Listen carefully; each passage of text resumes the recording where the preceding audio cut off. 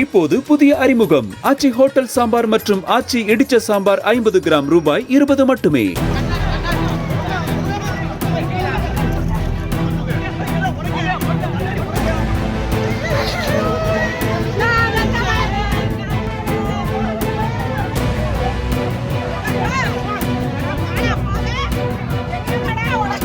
புதுக்கோட்டை மாவட்டம் அன்னவாசல் அருகே சாலையின் குறுக்கே தனியார் பேருந்து கவிழ்ந்த விபத்தில் 25க்கும் மேற்பட்ட பயணிகள் காயமடைந்தனர்.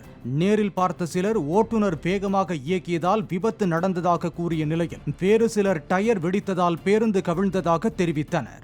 அரை மணி நேரமாக போக்குவரத்து பாதிக்கப்பட்ட நிலையில் பொக்லைன் இயந்திரம் மூலம் பேருந்து சாலையில் இருந்து அப்புறப்படுத்தப்பட்டது.